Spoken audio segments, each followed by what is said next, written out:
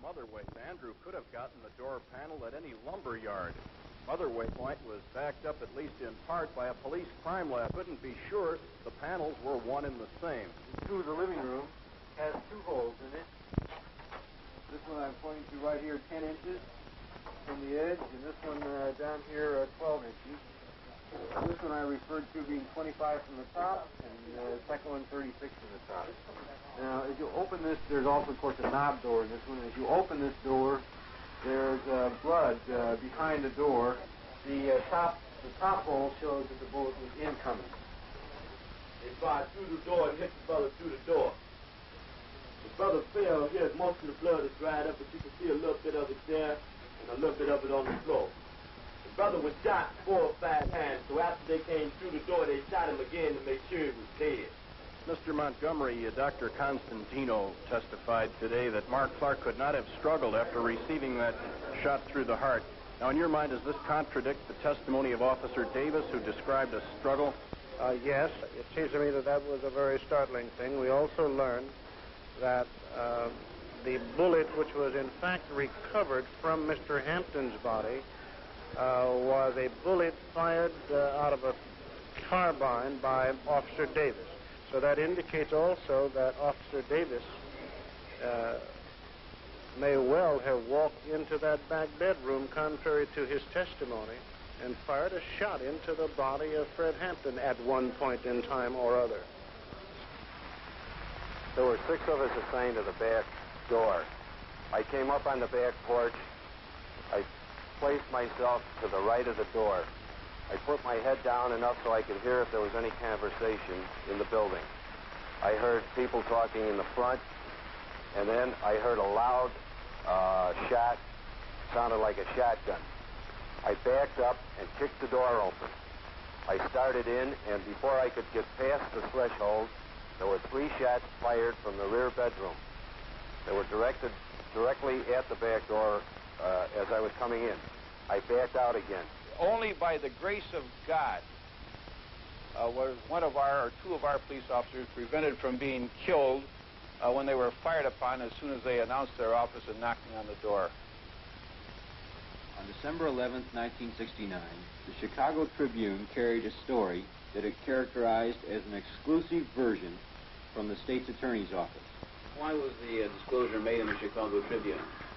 Because that newspaper, the Chicago Tribune, in my opinion, gave a very balanced, fair report of the events that occurred. It has nothing to do with the class of people or the type of people that buy the Tribune as opposed to other papers in the city? Does anybody have a sensible question? Included in the exclusive was a photo carefully circled to show bullet holes supposed to be in the back door. The account that we made public yesterday gives a detailed explanation of what happened in that apartment.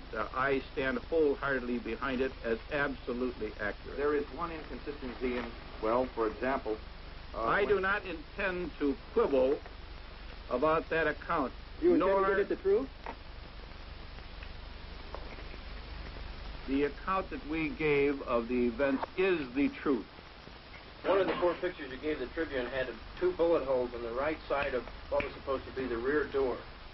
Henry had his lied before, and he's going to lie again. That hole that he's blown up in the papers is a hole of a nail. A close-up of a nail head. Plus a little bit of the door hatch. Plus the door hatch.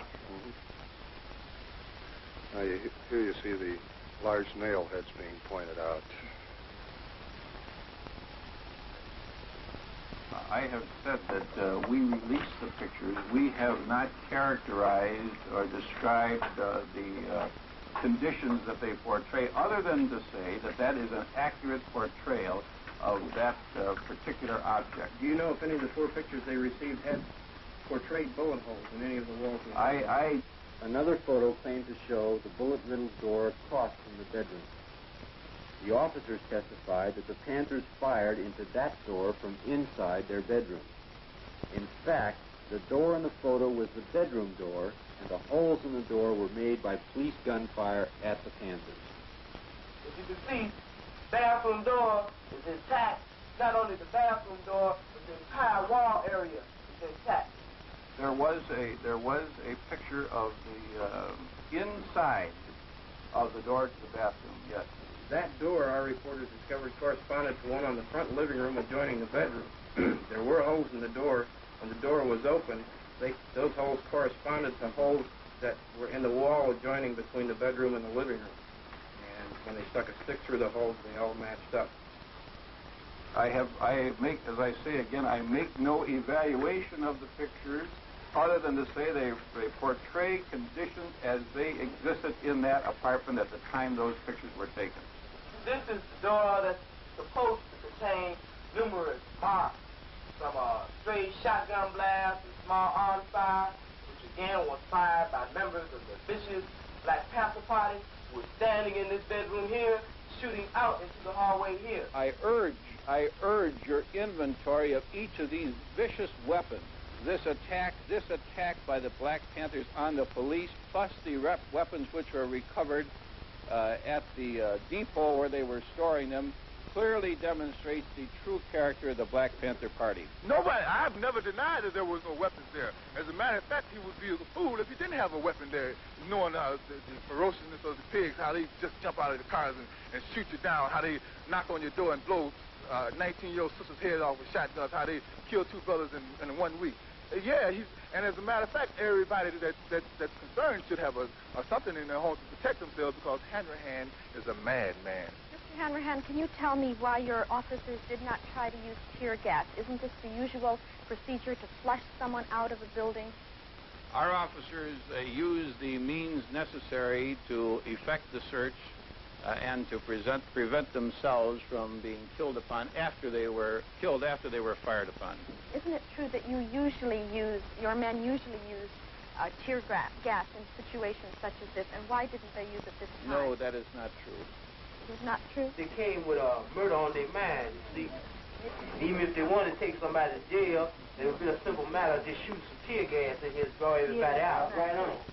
This is where our chairman had his brains blown out, and he lay in his bed, sleeping at 4:30 in the morning. Inflammatory statements and false charges against our office have been made by spokesmen for the Black Panther Party and others, despite the fact that the speakers had no reliable knowledge about the occurrence. Well, the best account that I can give is the room that I was in and the actions of things surrounding me personally, you know. First thing I remember when I woke up was a knock on the door, and it was only a matter of seconds. In fact, I'd say it was less than 5 seconds that I heard, shots. Now, the thing that struck me was that I not only heard shots, but I can see plaster coming out of the walls in my room. So I knew the bullets were coming through the room that I was in. I stepped over and I put the machine gun still on single fire, and I started from the left side of the wall, coming across, watching where the rounds were hitting, and I went over the girl's head, down on the other side of her, and continued fire across this wall. One strange thing about this wall is this: State Attorney Gestapo rating pigs say that they fired numerous slugs going up and downward motion, attempting to avoid hitting the people in the apartment here. You notice that all these slugs are on a straight line. You also notice that all were fired at a low level, at about bed level. Next thing I remember is someone, I think it was one of the pigs, told us to come out of the room, but there were still shots being fired. Now, I didn't know at this here time that people were coming through the back door, but I took it that shots were being fired in the back of the house and at the front of the house. And, they were all coming through the walls. The walls were nothing but plasterboard. And, a bullet come through the front of the house, it would go all the way out the back.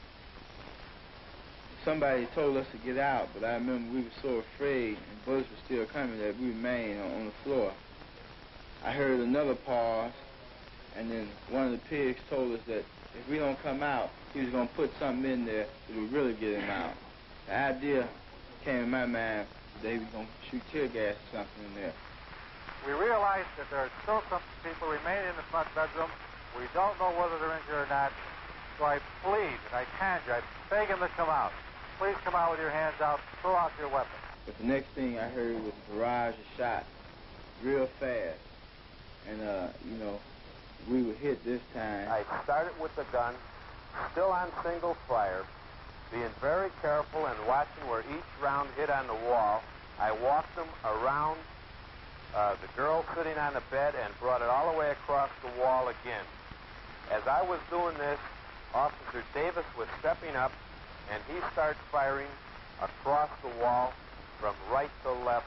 I put one shot into the door. I put a short burst with the machine gun on automatic fire into that closet. I fired 4 or 5 shotgun blasts into the bedroom.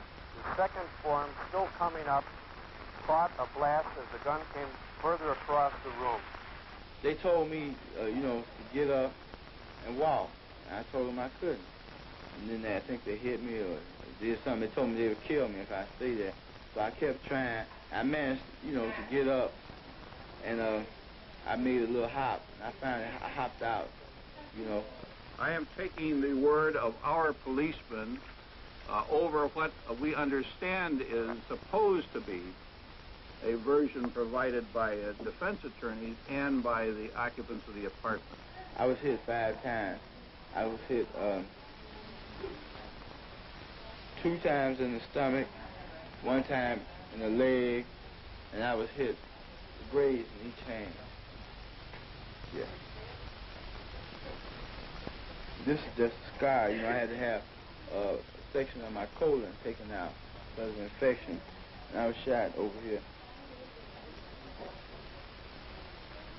I expect the general public to recognize the quality of these men's work, and the political consequences can take care of themselves. Of course I don't plan to resign. You change the story every time from newspaper to newspaper, from channel, one channel to another channel. He's had to change the story as we've brought up facts, truth about the evidence that he reportedly have given out, such as the nail heads, such as the bullet holes and whatnot in the walls. And it's only my conclusion is that Hanrahan, if he wanted to give an objective opinion about what happened here that morning, he would have to come to this apartment and find out, because he's dealing in a whole lot of subjective analysis, because the man haven't come to the apartment to find out what really did go down in the apartment. And we invite Hanrahan here to see for himself the evidence that we have shown to the masses of people and to the public. Mr. Have you been at the scene yourself? No, I have not been at the scene. Based on available evidence, namely the physical condition of the home and its contents, the physical condition of the remains of Fred Hampton, the search warrant was merely a subterfuge, and the mission of the police was to murder and maim. This blatant act of legitimatized murder strips all credibility from law enforcement. In the context of other acts against militant blacks in recent months, it suggests an official policy of systematic repression. The pious statements of State's Attorney Hanrahan concerning the brave response of the police against the vicious Panther attack, and his allusion to the grace of God concerning the sparing of the policemen, only makes the situation more macabre and terrifying. As an individual, are you convinced that the official version is a lie, that it is a case of murder? Personally, I am. Anyone who went through that apartment and examined the evidence that was remaining there could come to only one conclusion, and that is that Fred Hampton, 21 years old and a member of a militant, well-known militant group, was murdered in his bed, probably as he lay asleep. It seems very clear to us that he was assassinated, and the police officer who did that assassination then walked away from it and said to other people, Bobby Rush is next. Now, all of you who know Bobby Rush know that he is the Minister of Defense of the Black Panther Party and also one of our clients. And all of you also, I assume, know that Bobby Rush's apartment was broken into last night, And also, he's still alive because he was not in the apartment. Do you think if you had been in your apartment yesterday, you would have been shot by police? Yes, I would have been murdered. I still think there's a great possibility of people trying to murder me. All the moves in the past, the initiative was on the part of the police. They've murdered Fred Hampton. They're out to murder me. It's like they'll murder anybody that's black in this country. You think there's going to be retaliation then by the Panthers? There won't be any retaliation by the Panthers. I think that time will come when the people themselves will take the power that belongs to them into their hands and move to guarantee life, liberty, and the pursuit of happiness. We will not be forced underground until the people, we really feel satisfied that we've done our duty, performed our duty to educate the masses of the people to the injustices that the power structure inflicts upon poor people in this country. All the mass demonstrations that young people endorse that this is happening right now. Bobby, what's the next move for you personally? There's no personal anymore. I'm a people's man, so I do whatever the people decide. There's nothing personal about it whatsoever. And the Panthers will be there to serve the people in the end. Okay. Thank you very much. Of course, numerous people have attempted to make formal and informal investigations with a report by the grand jury for the Federal District Court in the Northern District of Illinois. Then I quote, "This report contains the findings of the grand jury after hearing nearly 100 witnesses and considering over 130 exhibits, including police records, photographs, moving pictures, transcripts of testimony before other bodies, voluminous investigative and scientific reports, and reports of investigative interviews with over 100 potential witnesses who were not called." And of course, among the main witnesses before the federal grand jury were the 14 raiders in the apartment, the police officers who were assigned to the state's attorney's office. The report tells us, contrary to some of their testimony prior to the grand jury proceedings, the report tells us that at 4 a.m. on December 4, Sergeant Groth briefed the 13 assembled officers and told them the location of the raid and that Panther arms were involved. Know that they were Black Panthers? No, we didn't. We just knew that, or we were informed that there were guns and contraband in the building. Did you have information that indicated that Fred Hampton might be there? Not to my knowledge. You just knew that there were guns and possibility of that these may have been Black Panthers? All we knew is there were guns in there. At this point, it appears that the people who are deceased were in the gun battle? Oh, they were definitely in the gun battle. I mean, they were firing at police? Yes, sir. We saw the shots coming out of the two bedrooms. Sergeant Groth, of course, from the beginning claimed, along with his fellow officers, that a shot had been fired by a young Panther woman in the far corner of the living room door as the officers entered the door. The report, however, explains the impossibility of this account given by the officers. Reading again now from the report from page 181, it says, "Groth, Davis, Jones, and Gorman," those are all officers, "all insist that a shot was fired by Brenda Harris at them as they came in the door. None of them could explain what had become of this shot, and it is not possible to draw a line from the southeast corner of the living room, where Harris was said by Davis and Groth to be on the bed holding the gun, out through the living room door, the entrance hall door, and the outside door. There are no holes in the west wall of the apartment." Officer Carmody, when you knocked on the door, what happened? Well, I didn't actually knock. I heard our officers at the front announce their office and shots fired. So I kicked in the back door, and as soon as the door opened, I could see shots being fired at us at the back door. Do you have any idea how many shots were fired? Well, quite a few. I have no idea. Do you have any idea over how long a period the gun battle ensued? It seemed like an hour to me. Of course, the raiders would have us believe that they approached the apartment in a gentlemanly fashion, that they were attempting to save human life. They knocked on the door and they announced their purpose. They fired no shots until they were fired at. They called for a ceasefire on at least 3 different occasions. Thereafter, 3 times, Sergeant Groth ordered all his men to cease firing and told the occupants to come out with their hands up. Each time, one of the occupants replied, "Shoot it out." and they continued firing at the police officers. By their own testimony, they admit that for 12 minutes, for 12 solid minutes in those early morning hours, there was gunfiring in that apartment. And yet the federal grand jury concludes that only one possible shot could have come from a Panther weapon. And that shot could have come through the door by a man who had just been shot in the heart. They would have us believe that even though there was only one Panther shot, they called for a ceasefire on 3 different occasions and didn't get it, and so they continued their firing. The great variance between the physical evidence and the testimony of the officers raises the question as to whether the officers are falsifying their accounts. Those officers fired 99 shots through the walls of an apartment where they knew people were sleeping. Murder is defined in Illinois as follows: a person who kills an individual without lawful justification commits murder if, in performing the acts which caused the death, he knows that such acts create a strong probability of death or great bodily harm to that individual or another. Federal grand jury comes to its conclusions. Unquestionably, the raid was not professionally planned or properly executed, and the result of the raid was 2 deaths, 4 injuries, and 7 improper criminal charges.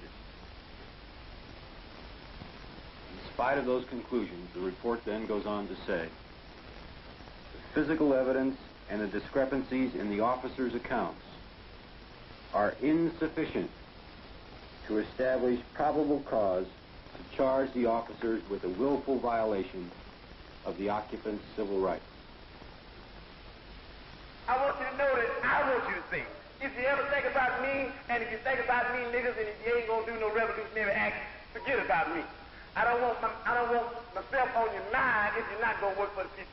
Like we always said, if you actually make a commitment at the age of 20, and you say, I don't want to make that commitment because for the simple reason that I'm too young to die, I want to live a little bit longer, what you did, you did already. You have to understand that people have to pay the price for peace.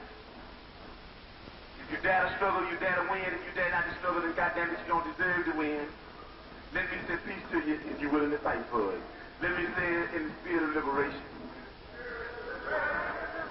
I've been gone for a little while.